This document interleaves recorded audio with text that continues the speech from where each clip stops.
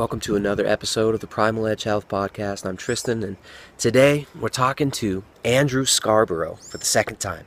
We're checking in with him to see how his progress has been in his journey of utilizing a ketogenic diet, as well as other important lifestyle changes to effectively treat and manage a very aggressive brain tumor, an astrocytoma.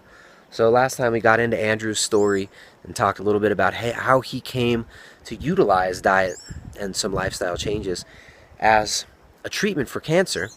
And today we're going to go a little bit deeper and talk about some of the other things other than ketosis that he's been doing, which he's found to be very important, why he has noticed that DHA intake, omega-3 DHA, has been as important, if not more important, than elevated blood ketones in the management of his epilepsy. We also get into why he eats bugs, why insects are a major part of his diet. He doesn't eat any plants because he found he was highly sensitive to them. We talk about his recent change in habits, about the use of technology, his exposure to blue light, the importance he's found in controlling the circadian rhythms, his exposure to natural light, and we talk a little bit about his recent test results, which are showing that what he's doing has been very beneficial in his situation. So this is a really fun episode. Andrew's a great guy. It's fun. We talk about gateway bugs, bug paraphernalia in his university dorm room, and we even get a little bit into the therapeutic use of cannabis in such situations. So enjoy the episode. You can find more of this stuff at www.primaledgehealth.com, and make sure to like it and share it if you enjoy it. I'm here again with Andrew Scarborough, and Andrew has been dealing with, very effectively, a really serious brain tumor. 3 years ago, he was actually diagnosed with a astrosarcoma or astrocytoma? Anaplastic astrocytoma. Anaplastic astrocytoma. Now, that is not a NASA spacecraft. That is a really, really serious type of brain tumor. And Andrew has been successfully managing this using a ketogenic diet, among many other lifestyle changes that we'll talk about, to manage this cancer, and it's been in remission. Yeah.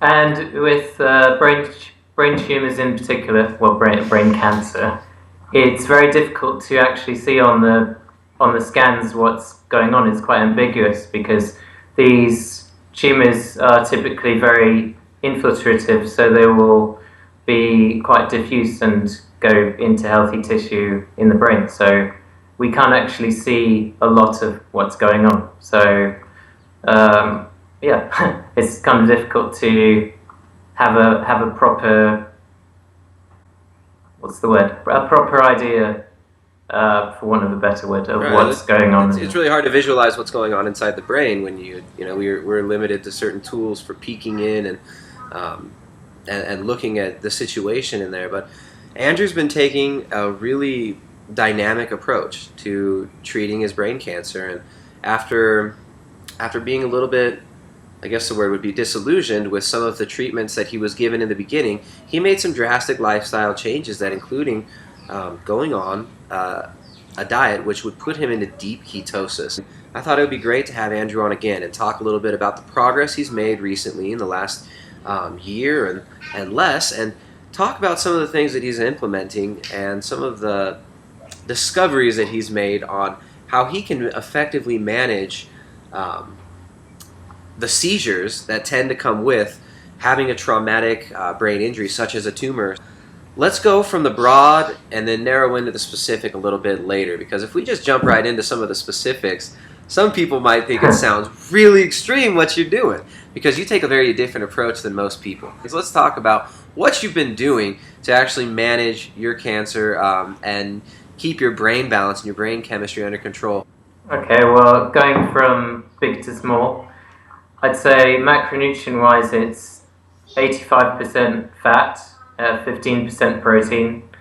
Well, at the moment it is. I play around with it sometimes, but it's at least 85% fat, 15% protein, and negligible carbs. So the carbs just come from meat and insect fiber, animal fiber. So it's So we're already down to the specifics. So what's up with the insects? How did you come to start eating insects as a way to therapeutically elevate or maintain elevated ketone levels?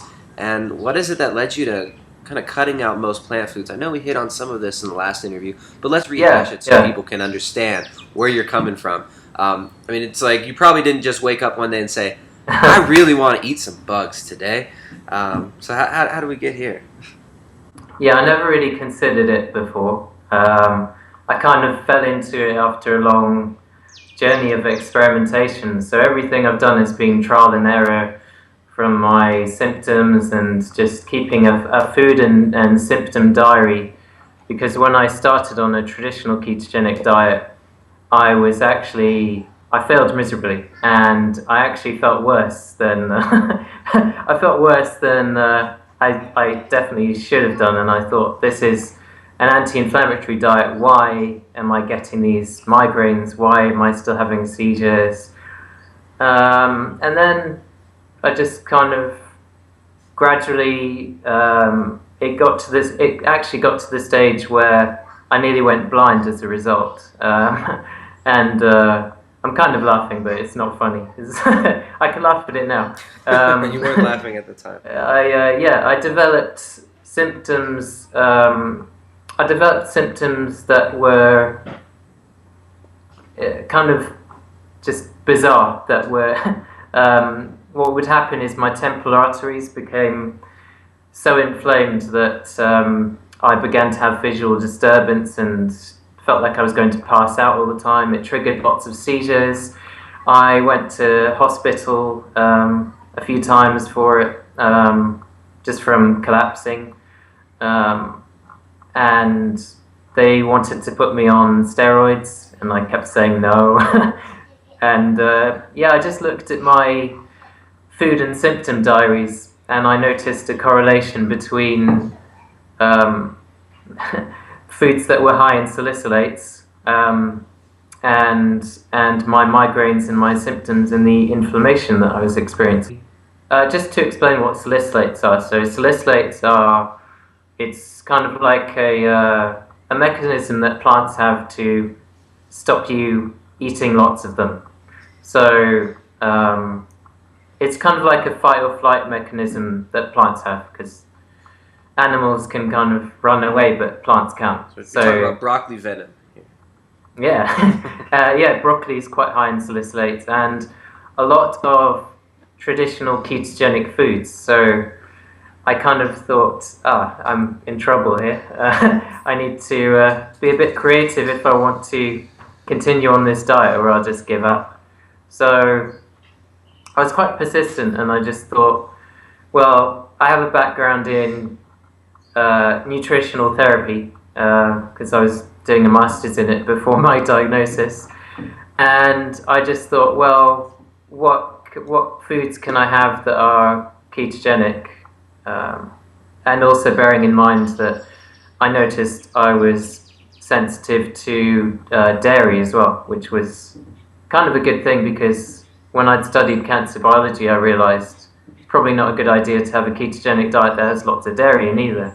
So the traditional ketogenic diets weren't for me, I quickly realized. And then I thought, well, I'm cutting out all these plant foods, and I'm learning that the acquired brain injury that I have, that I still have, but not as much. I realized that in that area of the brain you can actually develop lots of food sensitivities. And then I just thought, well, what can I do to make sure I'm not deficient in any micronutrients and cut out these foods that are causing the problems? So right. Because on a ketogenic diet, most of the plant matter you'd be eating would be for micronutrients and fiber. So I mean, you're pretty much cutting out most of the sources of fiber that you would get, other than gristly parts of meat and stuff like that. And then of course potassium, magnesium, some B vitamins, stuff like that would be a little bit harder to get from just animal food. So You would think so. You would think so. So uh, is that what you thought at first? And then you said, no, I will not accept this answer. I'm going to find a way to do this? Yeah, at first that's what I assumed, but as I realized, as I delved into it more, and as I got more creative with, I guess as I became more inquisitive and just asking more questions about, well, how could you do this? And then I looked at ancestral diets, and I looked at populations where they didn't eat any plant foods, and I thought this is very interesting because they're getting all the nutrients they need, all the micronutrients, and they're only eating from the animal kingdom. So I just kind of copied that and played around with it. And I've got my special water here that's just got magnesium chloride in it. And I've actually written for an essay competition for the Biochemistry Society about the anticonvulsant benefits of magnesium chloride for the epileptic brain. Because I'd realized that it's not just about the ketogenic diet to manage, even if we're just thinking about the epilepsy. It's about maintaining homeostasis, trace element homeostasis in the brain, in the epileptic brain. So this eventually led you to looking at populations that were eating insects. Lots of different things. Yeah. So the insects came about through your search to find a way to get in macro and micronutrients. Yeah. With avoiding the plant kingdom. It's an interesting caveat, but what I find even more interesting is something that you told me recently. You said that you found lately that making changes dietarily and with lifestyle as well, you found that DHA levels in your diet, DHA, which is mainly found, pretty much only found, in high enough quantities in the animal kingdom, mostly marine animals like fish and seafood, and you eat brain, which you'd also be able to find some significant DHA in brain. Sweetbreads as well. Sweetbreads are a great source of omega-3 fatty acids. So. Nice. So those are. And as far as grass-fed beef, though, a lot of people, you eat good pork and grass-fed beef, bacon and eggs all day.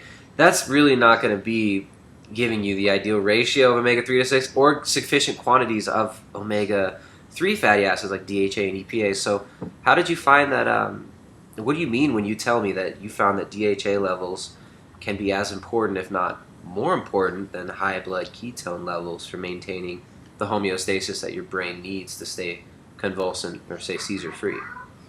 It's kind of interesting. I just did lots of experiments where I had about a week where I just ate oily fish. Just that's the only food I ate, and I just noticed that my seizure activity was completely controlled, because I often just get little twitches and tingles here and there, but I noticed just incredible control of my seizure activity, and I felt just my ketones were very consistent and I was in deep ketosis the whole time. So I was testing all throughout the day, every day. It's kind of expensive, but an interesting experiment. Those get expensive, those ketones. Yeah. I mean, in the States, they're several dollars a piece. I don't know what they run over in the UK. Yeah, they're just ridiculous. But I get special discounts on them because I'm friends with the pharmacist. And they're really interested in what I'm doing. So when you say you were measuring high blood ketones, were you were only eating lots of oily fish? Were you also, now when people are trying to do a therapeutic ketogenic diet, you mentioned 85% fat. So when you're doing a therapeutic ketosis diet, you do have to keep the fats high. You do push the protein too high, you can get blood sugar changes, which can offset the system, insulin spikes, stuff like that. And that's not going to be beneficial for therapeutic ketosis. So you do have to maintain moderate protein. When you did the oily fish, was there any changes in the macronutrient necessities? Well, interestingly, I did some experiments with different amounts of protein as well. And I found that with oily fish, you can actually eat twice as much protein as if it was, say, red meat, and your blood glucose won't actually go up that much. It's funny because I've found the same thing, testing my blood my blood glucose, my blood ketones, and then just also subjectively how I feel. Yeah. Eating more fish. If you sit down and you eat 60 grams of protein worth of beef, that's a hefty load, and that will bog me down. It's a heavy, dense food, but there's something about the fish that it seems to digest easier and does not seem to mess with the blood glucose. Yeah, and it's definitely not a placebo because I have my blood tested for ratios of omega-3 and 6 fatty acids as well. So, wow. How often are you blood testing for that? Every 3 months. So it's just I get it from a place in London called the Nutricentre, and it goes off to a lab and it gets tested, and then I get the results. And it's always really interesting because over the months it's actually gotten as close to 50-50 as you can get. So oh wow, yeah, that's my aim that I always try and maintain. And just as it's gone on, I've noticed that my symptoms are much better. I feel almost completely as I was before I had cancer, so it's great. Well, and I said to you earlier before we started recording that you do seem much more sharp. Your speech is much more clear. Your words are, it seems like you're formulating and verbalizing the thoughts that formulate much quicker than you did in the last interview. So it definitely, just from my perspective, subjectively, you do seem like you're really improving. Like what the damage from the surgery. Obviously, that's trauma. I mean, the major trauma. What was done to your brain through that surgical removal, and it seems like whatever you're doing, you're sharper and a little bit more handsome too. So that's a good side effect. There you go. Yeah, you look better, man. You're doing good. What's interesting is that just came to mind. You mentioned the blood glucose thing, and I remember seeing a study that omega-3 fatty acids, DHA, and EPA actually inhibit glycolytic enzymes. And I'm not sure if you've seen this study, so yeah, that's an interesting one. Yeah, I see a lot of studies, so I probably have seen it somewhere. But I'm trying to limit my use of technology now, and a lot of that is from even just from reading all these studies and then just realizing that a natural way to live, just being really simple about everything, is beneficial, and that's what all these studies are saying. So it's kind of it would be kind of ironic if I was trying to keep up to date with the studies and just using technology all the time, and then not. It's the great paradox, right? It's like we read all these studies, we look at all this science, and it starts telling us, yeah, maybe you should get off the computer and get out in the sunlight, buddy. Okay. And I feel like I don't need to read any more of these studies because it seems obvious now. It's the same thing all the time. It's just and there seems to be more of it coming out, which is really good. But then, yeah, it's that paradox of we kind of in this day and age we almost need technology, even though we don't. But what I'm trying to do at the moment is using technology in slots of hour long slots, so three hour long slots in a day. And I actually find I'm more efficient with my time when I do that. So I can actually get a lot done. When you start to compartmentalize your time, it's funny because a lot of people that I work with, that'll be the main thing we work on is compartmentalize your time. Don't mess around on the internet. Don't fool around on Facebook for 4 hours a day. I mean, your life will be better.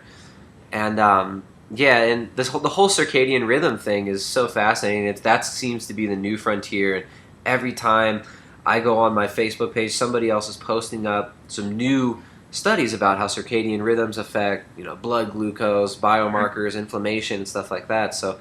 And that's just a word. That's a synonym for your light cycles, the light that we're exposed to. So I mean, you've got an artificial light behind you that's obviously not ideal.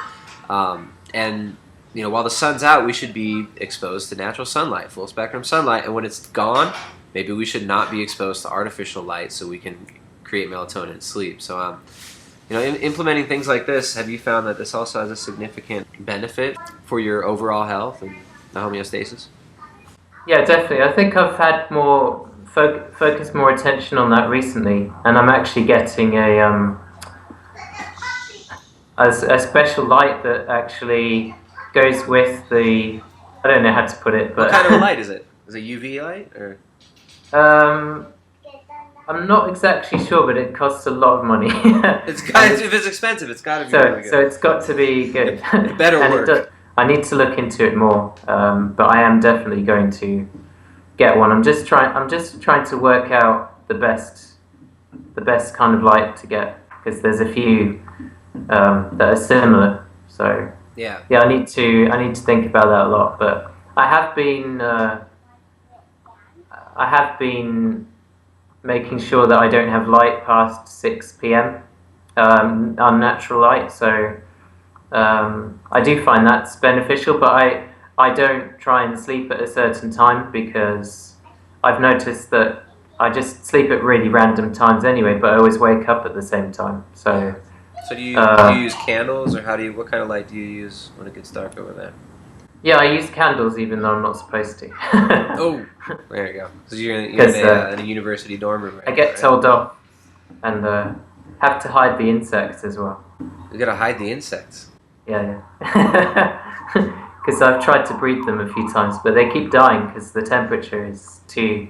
It's either too cold or too hot, and they don't like. Yeah. So you're breeding your own insects, and what kind of success rate have you had with that? Variable success. not great success, but I have to keep buying more in from the pet shop. So yeah, well, we learn from our mistakes, and that's how we get better with it. Kind of funny, but I sent you an interesting study, well, kind of a video of insect oil, and that's kind of what I get when I blend the live insects into kind of like a pulp and make bread out of them. So you get the oil actually in there, so you could actually have a sieve and sift out the oil. The automatic like reaction that people have to the thought of eating insects, and I mean people have the same thought with organ meats as well. They have the same. Yeah. It's kind of a cultural program, and I think it's important that people realize that these are not objective, universal things. That there's many cultures that highly prize insects as foods. I mean, all the cultures, the indigenous tribes of the Amazon, these people are utilizing insects. Many other primate species utilize insects as food. So don't get that automatic knee-jerk reaction. You got to realize these are culturally programmed reactions, and what Andrew's doing, to him, he finds it delicious. He's gotten past that program through necessity. He realized that this is something that's going to benefit my life if I utilize it, and he seems to get great benefits from it. So, as far as the oil goes and the insect bread, like what kind of fatty acid profile are we looking at with insects, and amino acid profile as well? Yeah, it's quite variable because it depends on what you feed them.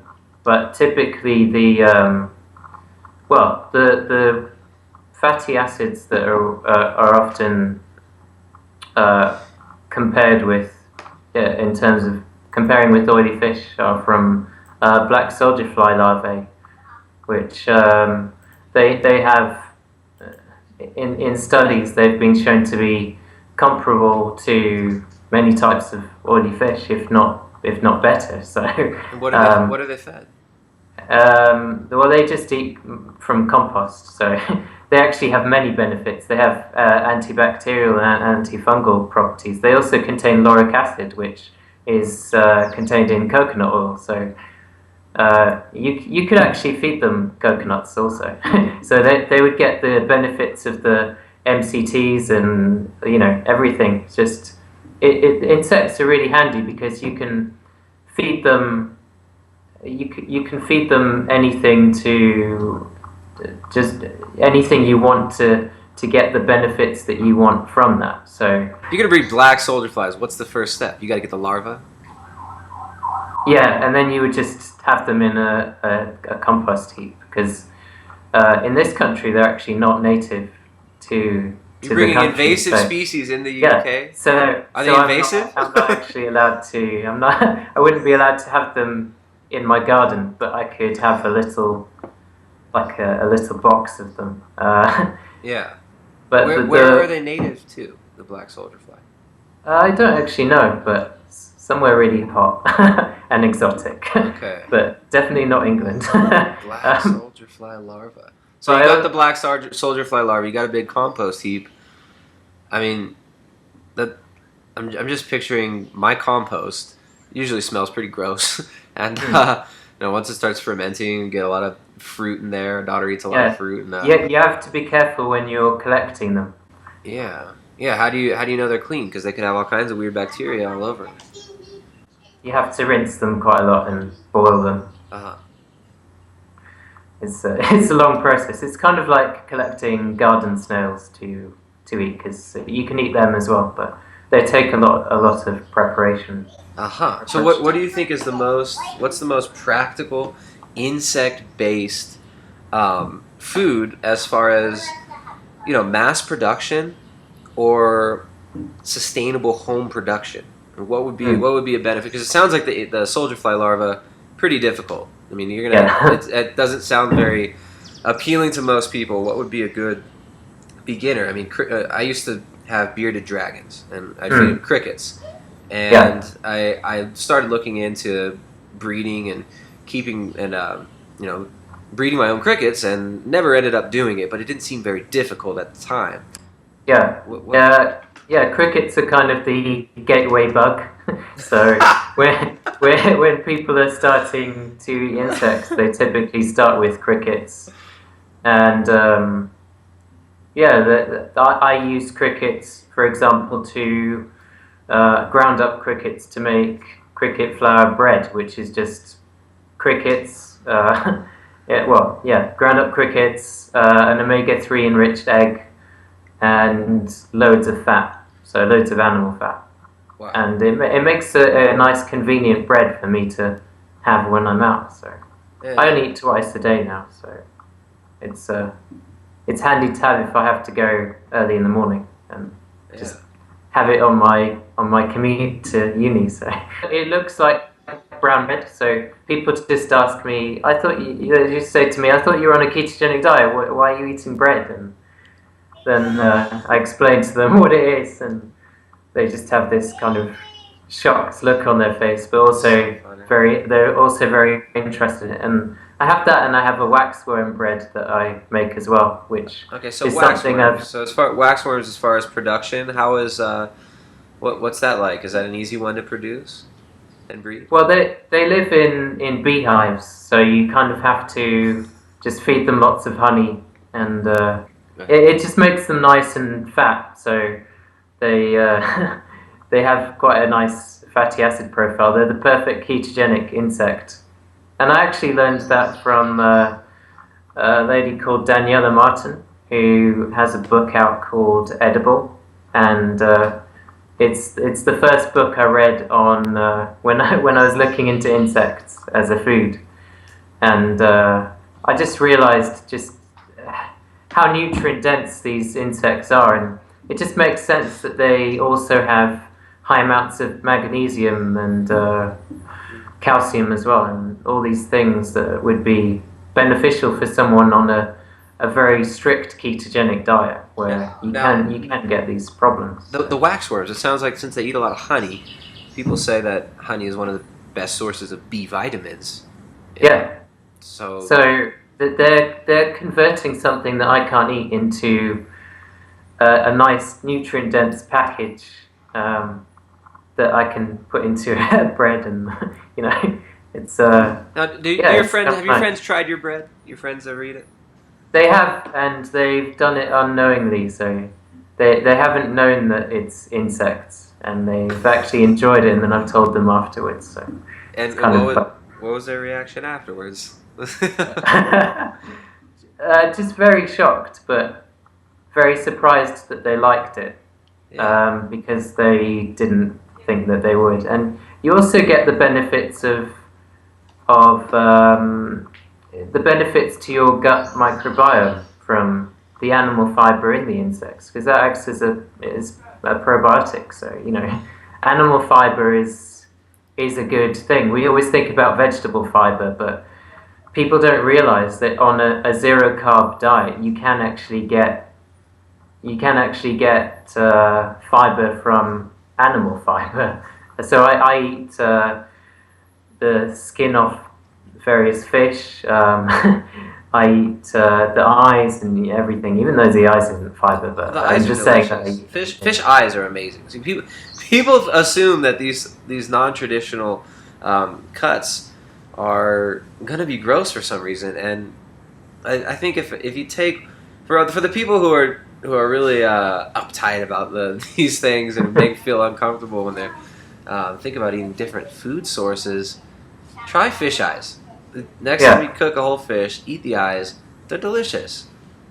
I always say don't knock it till you've tried it. So if someone hasn't tried something and they say, oh, that's disgusting, I just say, well, you haven't tried it. Why don't you try it and then say it's disgusting rather than, Well, the cricket protein is becoming kind of a craze now. I mean, there's people are saying that the cricket protein powder, stuff like this, is going to be the next highly sustainable source of protein, of mass-produced protein powders, and it's very apparently is very viable as a nutrient source of proteins, fatty acids. And when you look at a cricket, just think about what you said. That thing is full of fiber. I mean, they got a really crunchy, waxy outer shell, and that's probably loaded with fiber.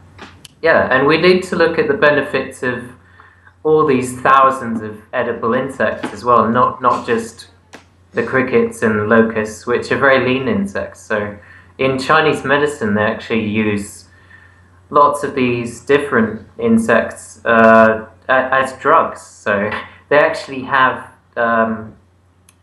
medicinal benefits, numerous medicinal benefits, as well as just being very nutrient dense. So I've certainly noticed that myself. So it's really interesting. Yeah, so speaking of fiber, we were talking about salicytes earlier, how the part in your brain where you had the tumor, which was removed. Yeah, and which most of it was removed. Most of it was removed, and all right, so jumping around a little bit here, what's going on with it now? In your recent scans, how's it been looking? Well, my recent scan showed that there was nothing there, which is quite cool, and it showed lots of healing of the scar tissue. So my oncologist was saying, wow, this is pretty interesting. So I followed up by thinking, well, I want to make the best of this. So I also noticed my symptoms were significantly improved. So I thought, well, at this stage, I don't really want to rest. I want to try and push it even more, because that's kind of always what I do. Even if I have a great scan, I don't rest on my laurels. I try and push it to the extreme. You've made so many lifestyle changes. It sounds like you're, enjoying what you've been doing. So I'm enjoying it now. Yeah, yeah, you're experimenting on yourself, and I'm feeling good. So I had a 4-week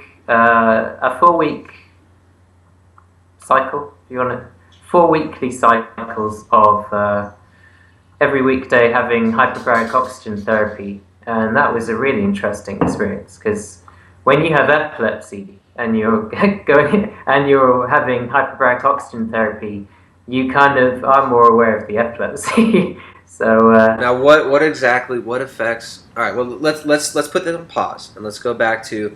I had a question about the gut microbiome affecting the salicite sensitivity, and you mentioned that part of your brain can make you very sensitive to certain foods. And did you notice any changes in your digestion and your gut health throughout this whole journey? Because it sounds like, and everybody talks about the gut-brain axis, how they're so connected. And with a lot of these illnesses, there's kind of like a chicken or egg scenario where autism, for instance, where it's not clear whether the first offense was in the gut, but it can be, can be a trigger. Do you think some of this could have started through digestive issues, which then manifested in problems in the brain, or do you think it was a brain down issue? This would all be kind of theoretical. So. Yeah, there's so many potential causes, so it's kind of hard to pin down one thing.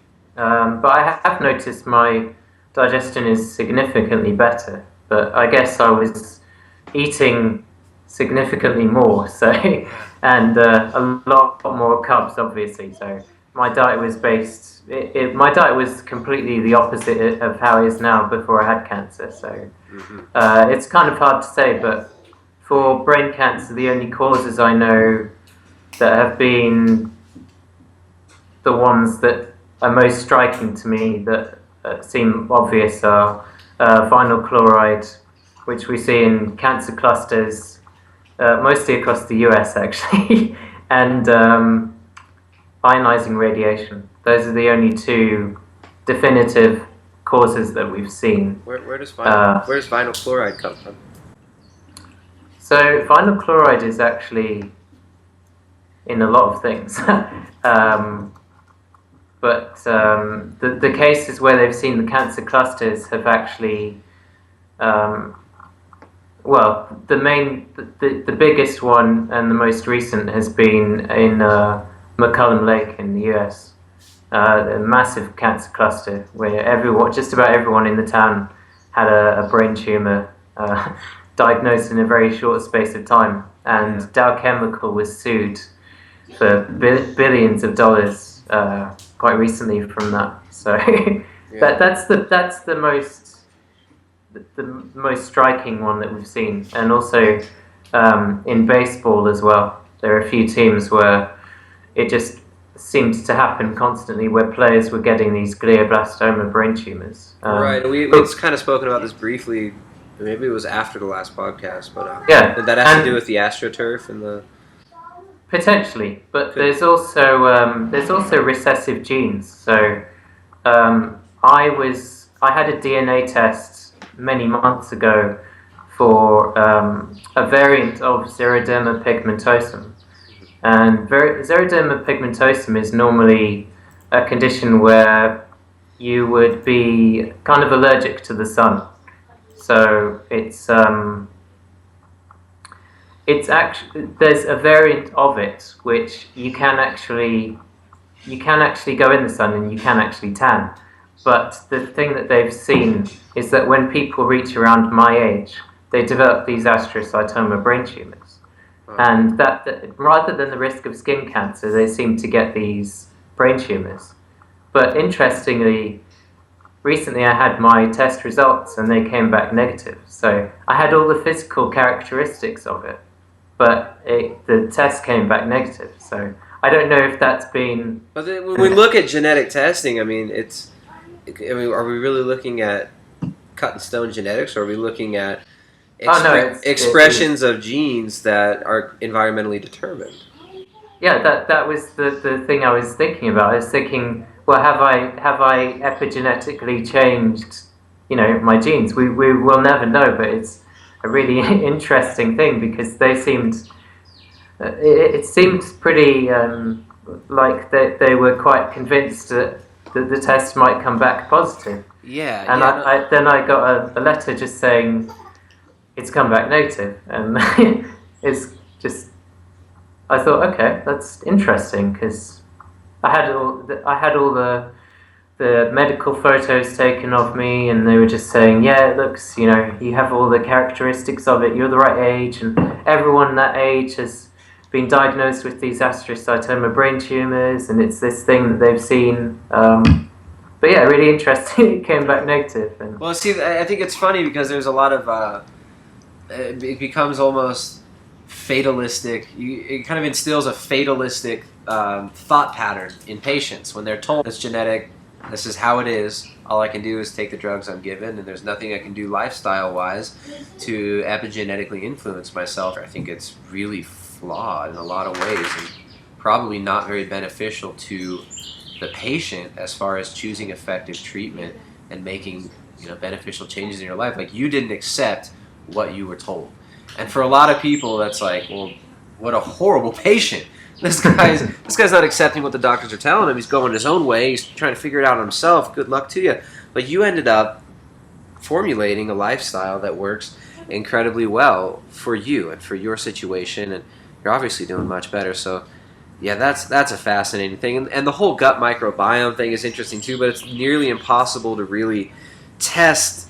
It's almost all going to be conjecture because even if you did know that there was an issue with the gut microbiome before the brain tumor or before the diagnosis, there's no way to tell whether that was influenced by the brain, which could have been influenced by environmental factors. EMF, things like that could have been throwing off and creating aberrant expressions of genes. So this kind of stuff is interesting. These are the questions that I'm sure you and I love discussing, but there's no definitive answer to them. They open up more questions. So, but I guess the main thing, there's a few main things that need to be considered for these ketogenic diets for brain cancer. This week I've been working on the contributing to the article that's released next week on the ketogenic diet trials that are being done at Charing Cross Hospital, and that's going to be in New Scientist magazine next week, so that's pretty exciting. And I had a photographer taking literally thousands of pictures of me. I told you you're getting more handsome, man. You're gonna be on yeah, that's probably why. But it was an interesting experience. It's kind of I'm not used to that, but it was. It wasn't about me. It was about the science. So that's why I was really excited about New Scientist covering it, because we need to get lots of people not just doing the ketogenic diet for brain cancer, but doing it correctly as well. So that's my main annoyance, if you like. That's my main frustration that I'm experiencing at the moment. So I'm trying to advise these cancer researchers who are just focusing on ketones and low blood glucose. Right. But they're not doing they're bacon. not seeing Most the people are whole going to do a picture. bacon and egg keto diet because that's what they see on the internet. They see a picture of Jimmy Moore with a piece of bacon and a whole stick of butter, and they think that that's going to be a healthy keto diet. And loads of cheese, just loads of dairy, loads of double cream, and it's not. It's just it doesn't. I just don't think that's the right way to do it. I think everybody's going to have to figure out the best way for them. So it's like, in your journey, you found so many different lifestyle factors that affect it greatly. And unfortunately, there's no perfect template for everybody, but there is kind of a basic roadmap. And it seems to be if you focus more on things like fish, marine foods, and high DHA foods rather than bacon and eggs all day and just coconut oil, you might be surprised at how you feel and how much quicker you adapt and how much better you do on the diet. And your ketones will be higher and more consistent if your diet is higher in DHA. And I wrote a post on my blog about DHA where I actually showed that in these gliomas, which is the type of brain tumor that I have, and glioblastoma is also a glioma. In these high-grade gliomas, we actually see very low levels of DHA in and around the brain tumor tissue, and also in the brain as a whole. So we see that in all neurodegenerative diseases, and we actually see that you can have, if not reversal, you can actually have cognitive improvements at least, or slower progression of the disease, just with addressing that imbalance. It's and this quite is incredible. even if you don't get reversal of the disease, if you improve quality of life for patients, it's huge. And also in the rodent studies where they've done just high DHA, a diet high in DHA for the rodents, it's actually been more successful than the ketogenic studies in the rodents. So it's ketogenic just by design anyway. But it kind of throws a wrench in the whole 85%, 15% ratio sometimes, because there's different ways you can formulate a diet which will get you those therapeutic ketones, and you don't necessarily always have to be okay, if 85% of my calories come from butter, 15% come from bacon, I'm good. This is optimal. Yeah. This is not, I really like the approach that you've been taking lately. Now, let's go back to that hyperbaric oxygen therapy, because this is Okay. fascinating. And I just talked to Dom D'Agostino again the other day, and he's been doing research into this for years. Cancer Yeah. treatment using both ketones and hyperbaric oxygen therapy. How exactly does this work, and what are your experiences with it? As we kind of start to wrap up here and get you off the computer so you can enjoy your life. Well, yeah, it works in numerous ways, so it's quite hard to explain. But the main kind of dummy's guide for HBOT for cancer would be cancer cells. One characteristic is that they have these hypoxic pockets, I guess you could say, and I think that's the right way to describe it. As a kind of dummy way of saying it, they don't like oxygen, so they have impaired respiration. So that's why they ferment glucose and they lactate. The hyperbaric oxygen therapy, it's a pressurized environment where you're breathing in 100% oxygen. So rather than the oxygen that we typically breathe, which is about 20%, just going through the red blood cells, it's going throughout the whole central nervous system, and it's taken up much more efficiently by the tissues. So that is stimulating the whole central nervous system, which actually it supports your immune system, and it's also giving these potentially microscopic cancerous cells that are in there. It's putting a lot of stress on them, and then going in there with very high ketones, which is what I was doing. I tried to make sure my ketones were at the highest they possibly could be. It's kind of like giving it a double hit. So it's creating lots of oxidative stress, and it's having the cytotoxic effects of the ketone bodies in the brain as well. So the only drawback of that is that if you have epilepsy, it can cause oxygen toxicity seizures. Yeah. So and because your central nervous system is being stimulated, again, it's put the kind of like a perfect situation for seizures to occur. So now this is why Dom was doing a lot of research for the Navy and using ketones and ketogenic diet for the Navy SEALs using rebreathers. It's kind of the same mechanism that the ketones would protect you from these are the reactive oxygen species. And they did to a degree, but it was when I was at the deepest depth that I could go, which in the chamber that I was in was just over 33 feet. It wouldn't be a problem for people who don't have epilepsy anyway, but for me, with such sensitive epilepsy and being on no medication, of course, the first time I went at that depth, I instantly had a seizure towards the end of the treatment.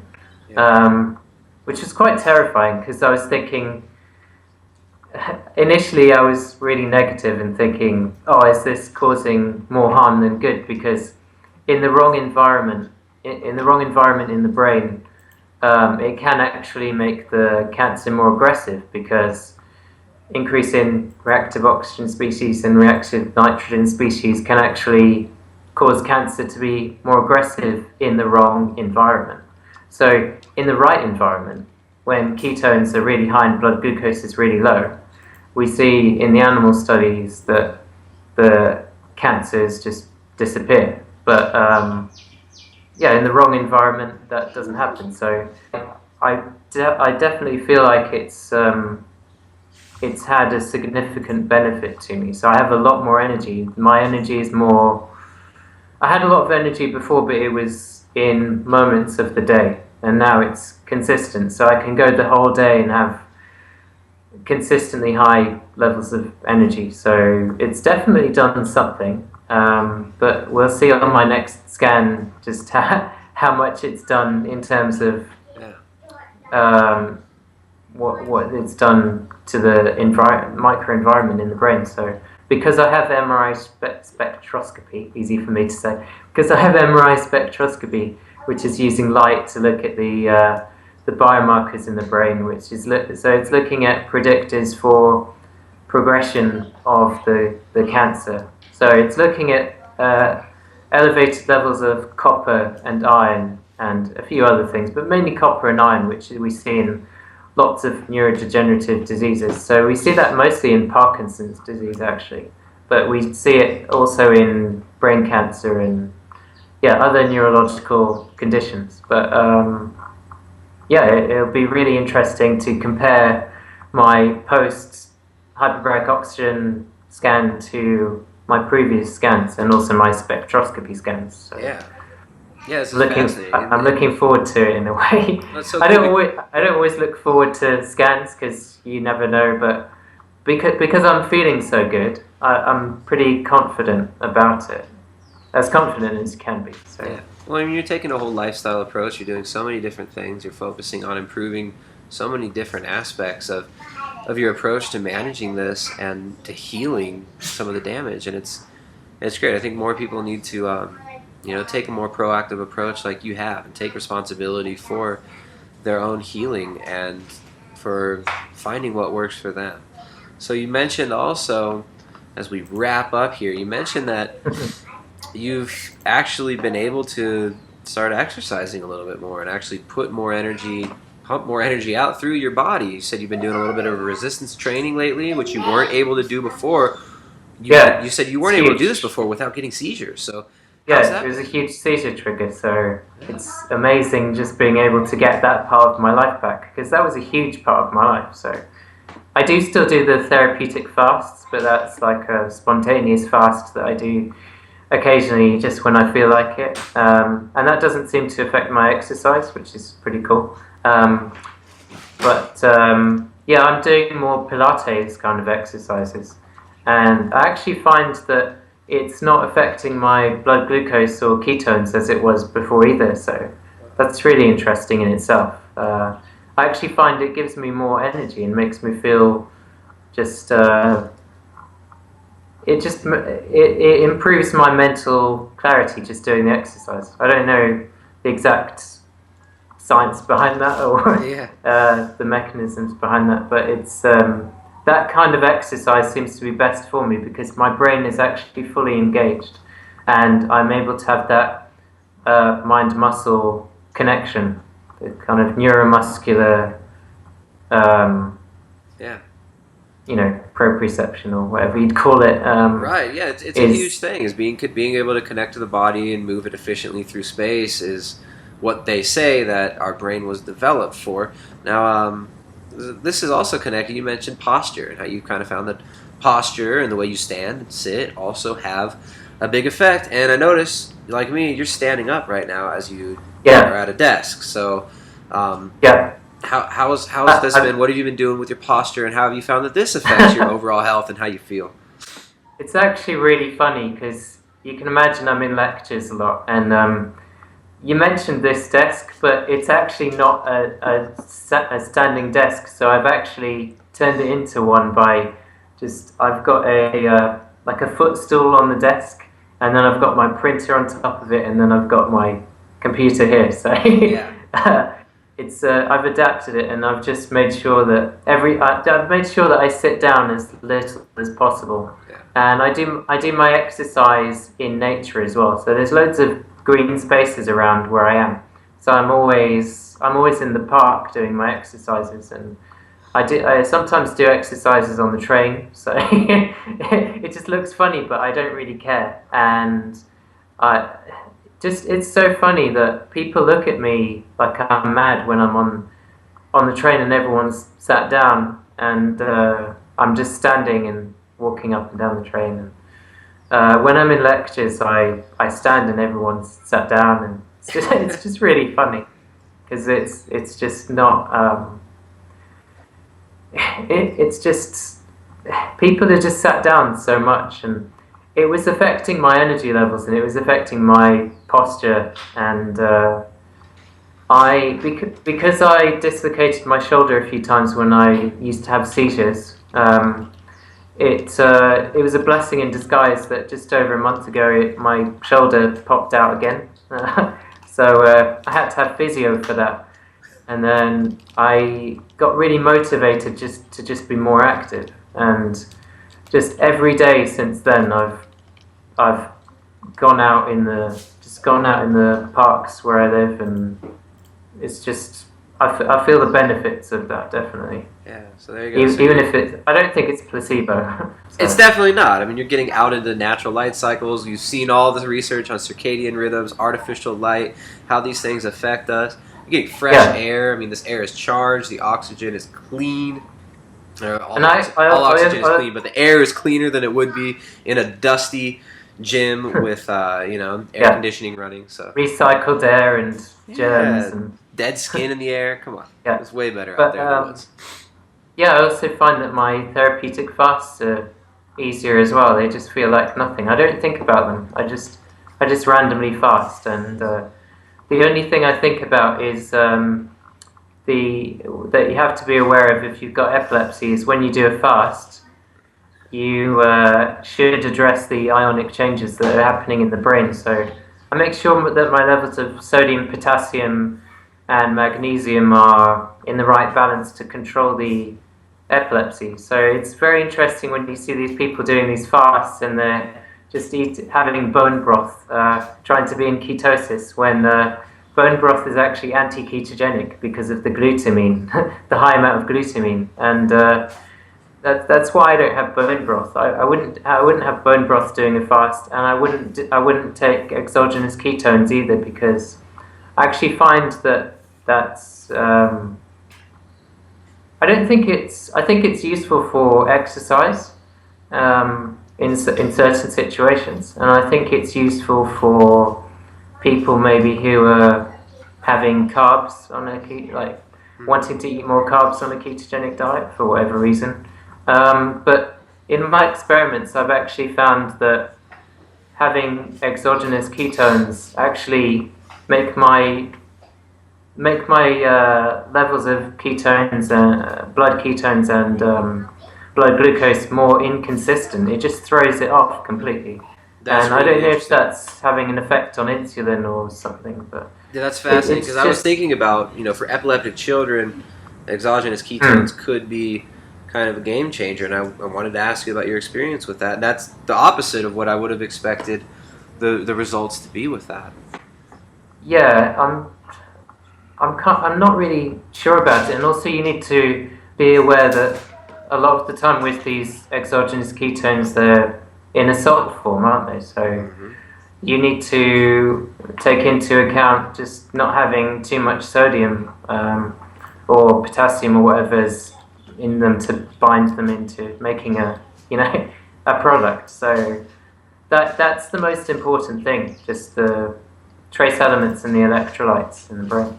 And I would say that if anyone's doing one of these fasts, it may or may not be beneficial to have things like bone broth, depending on your goals, of course. So for some people it can be a good thing to do, but definitely for someone with epilepsy or for someone who's thinking about weight loss, it might not be a great thing to do. I don't know, I'm just kind of guessing. What are your views on it? Well, as far as fasting, therapeutic fasting, I think there's a lot of different ways one can go about it. There's a lot of ways. I think intention is really, really important with fasting. I mean, it's like if you're gonna not eat for more than 24 hours, first of all, you better ask yourself why. And if it's purely, because I want to look better, or I want if it's purely aesthetic, if it's purely just for just weight loss, I think you should probably double check the intention there and try to figure out what's going on, because that's not a sustainable way to lose a lot of weight. Yes, the whole thing about curing insulin resistance that Jason Fung talks about, there could be something there. Where there's smoke, there's fire kind of thing, but I don't think it's a long-term solution for pretty much anybody to just not eat to try and lose weight. I mean, that, as far as the intention, that's probably the least beneficial. But therapeutic fasting for things like epilepsy, for for like spiritual purposes, for self-exploration, you're cutting off, if you've never fasted before, you're cutting off one of the huge triggers that we all use to comfort ourselves, to program our brain, to program our day into kind of it's a huge thing. I mean, cutting food out for just 24 hours can be a hugely profound experience on many different levels, like psychologically, spiritually for people too. So I think using fasting for things like spiritual practices is great. Yeah, it's also great for the brain. It's great for the brain, and it's great for balancing the brain chemistry, improving the immune system, stuff like that. But yeah, I mean, I think we're going to be seeing a lot of promotion of fasting as like fad weight loss, fad health thing, where it's like cute and funny and cool. It's a serious thing. Like the 5-2 diet, but more extreme, possibly. I can see a lot of people with eating disorders using this as an excuse to really just justify very unhealthy relationships with food and go deeper into those unhealthy relationships of binge, restrict, and I don't like that aspect of it. But fasting is awesome, and there's so many useful applications. If you're going to fast, you probably shouldn't be drinking broth. You probably shouldn't be drinking exogenous ketones. You should probably just be drinking water. Now, I've heard it claimed that distilled water for some reason is better. I have not looked into this. I think plain water is fine. Water fasting can be highly therapeutic and highly beneficial. But yeah, don't drink broth, and don't eat or drink kombucha. I mean, if you're gonna drink kombucha, there's gonna be some sugar in that. Every time you drink that, you're gonna spike your blood sugar a bit. That's not a good idea, and it's not necessary. And don't do it for more than 2 or 3 days unless you've got a serious intention and are really, have a very clear-cut intention with that.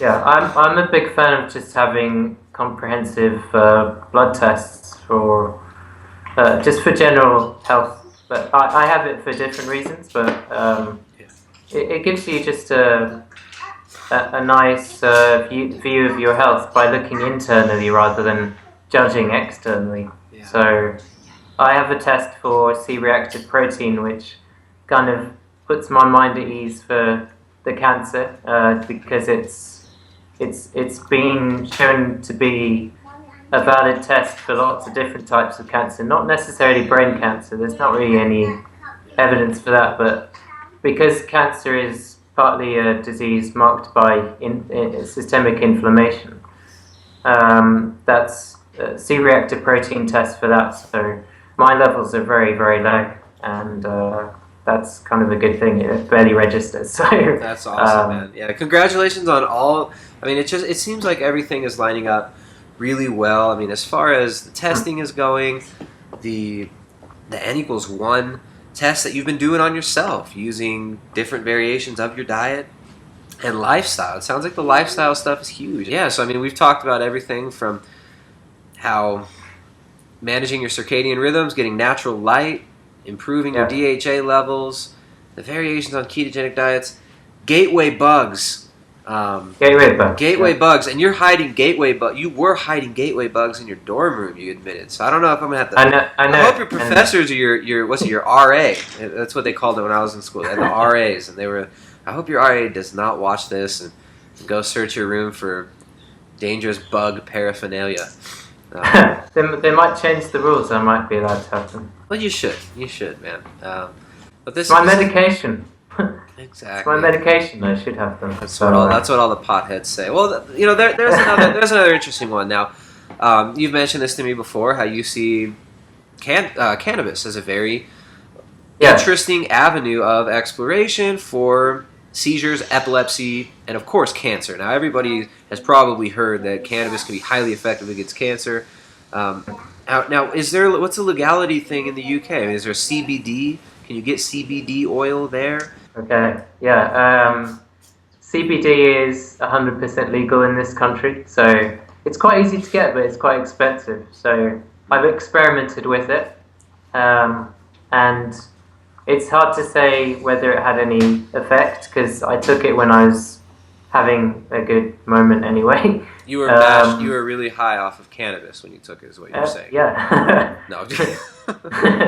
No.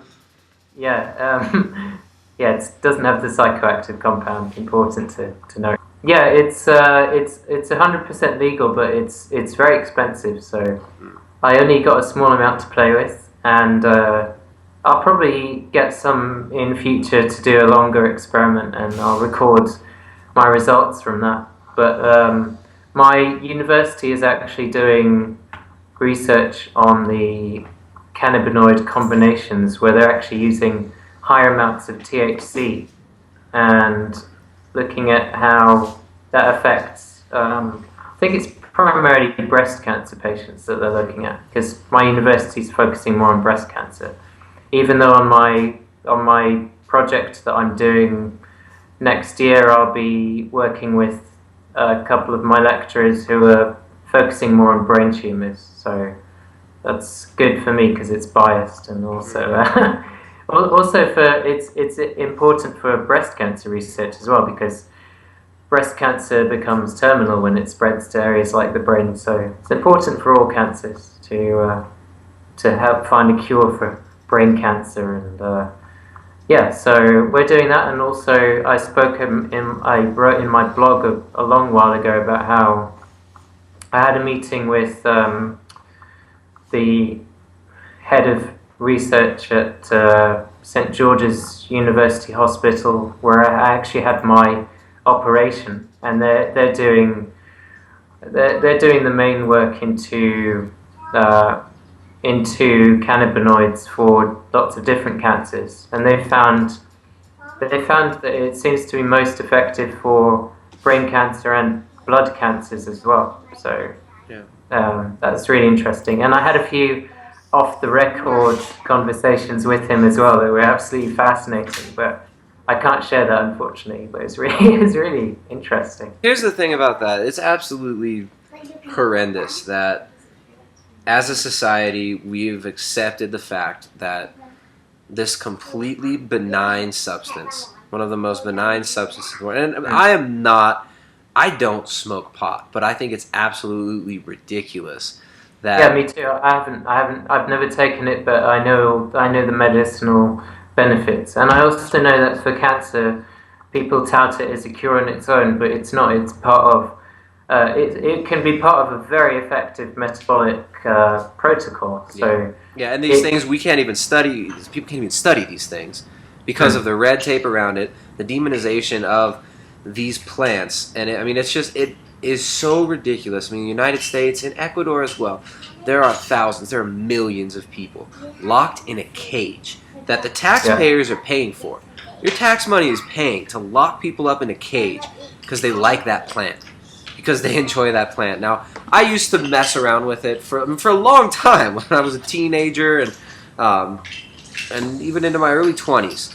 But and the other thing is, when you make something illegal like that, it's the quality of what people have access to is going to be very poor. So it's actually causing more problems, because that the strains that are the strains which we have now are not the same things that are not the same strains that not the same quality that the people in the 70s were. Yeah, the way that it'll be grown using artificial light illegally, it puts all this stress and all this fear around it. So then patients are stressed out trying to get this. I mean, if they want to experiment with it for trying to treat their cancer, if they've been given no other effective treatment, and they're trying to score some pot, it's highly stressful, and they can get arrested and locked in a cage for the rest of their life for simply trying to use this plant,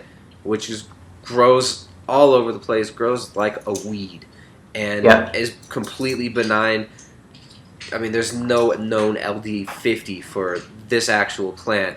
And to actually research it, we're taking certain molecules, we're taking just THC or just CBD, and these are not the same. When you look at some of the research that has been done on medical patients in places like California and Colorado, some of these trials, I mean, it's very, very promising, and it's absolutely horrendous that we have a society that's collectively accepted this this absurd, draconian, worldwide, legal labyrinth of BS that is, I mean, it's destroying families, it's destroying people's lives, and it's completely insane and absurd, and I can't yell, scream, cry, bitch, whine, and moan about it enough. So I don't know this. I don't know the solution, and it doesn't seem like there is going to be one from the top down. But people just need to start standing up for their real human rights, their actual rights as human beings to live and to be responsible for what we put in our own bodies, for what we do in our own bodies. That's not harming other people. That's not, hurting other people. We should be able to utilize these plants that have been used for thousands of years as medicine.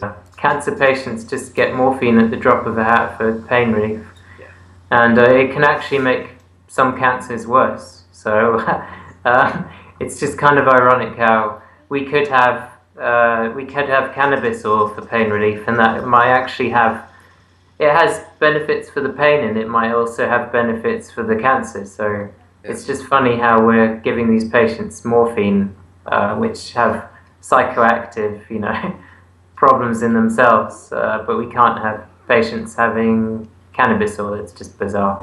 No, it's absurd. I mean, it's absolutely insane. I mean, you have children being given OxyContin prescriptions now. Children's OxyContin, where they're going to make like Flintstone vitamin oxy pills for kids, and consenting adults cannot utilize these plants for therapeutic purposes. I really hope this changes because, that could be a whole nother level of your therapy that you could be utilizing even in non-psychoactive ways, because there are cannabinoids that are not psychoactive, of course. Yep. And there are many other plants out there that could be vastly beneficial and need to be explored. But, you could potentially have insects feeding off these cannabis plants and maybe eat the insects and get the benefits that way. You would come up with that idea, Andrew. That's such an Andrew Scarborough idea. It's medicine. Feed your insects some pot and eat those silkworm weed larvae, stoner silkworms. All right, so this has been a great conversation, and congratulations on your successful recent scans, on everything that you've been doing. I think a lot of people find it highly, just really beneficial to hear your story, to hear the way that you've kind of stepped up to the plate, took responsibility over your own therapy, and I think this is awesome. Where can people find more? Where's your blog? What's your home address and your social security number? My PIN number, What's your PIN number? Bank account?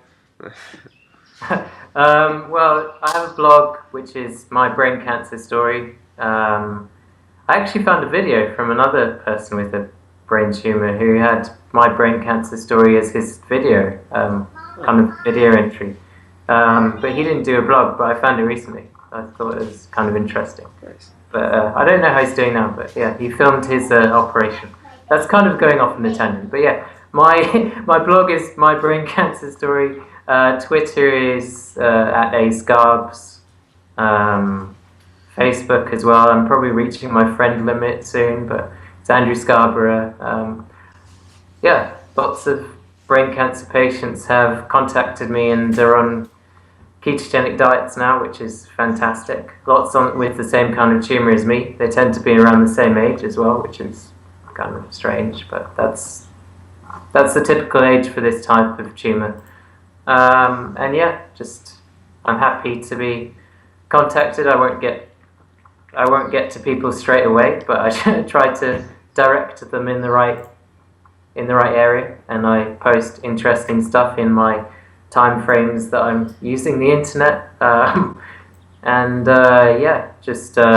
also got a YouTube page, but a YouTube video thing. But I don't post on there often. I'm going to do some exercise things. So just kind of like in a year's time, I'm aiming to have like a montage of Nice. how you can actually look fit and healthy despite being on a therapeutic ketogenic diet for brain cancer. Nice. So actually, and you come from a background where you used to be way significantly more, and you were really into fitness, and then you lost a lot of weight through all the therapies and the cancer treatments you went through. So.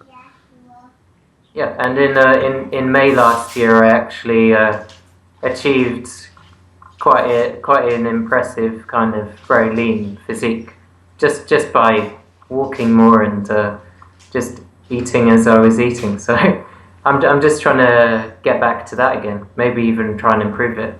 Not for any superficial kind of reasons. Just to show you that you can be fit and healthy, even on such a restricted diet, even restricting protein so much. So Yeah. I actually couldn't restrict the protein as much if I wasn't having the animal fiber, which is pretty interesting. But that's kind of a side note. But yeah. Nice. Well, this has been a really cool exploration. Thanks so much for coming on. And you guys can find more of this at www.primaledgehealth.com, and I'll put all the links that Andrew was just mentioning down below. And see you guys next time.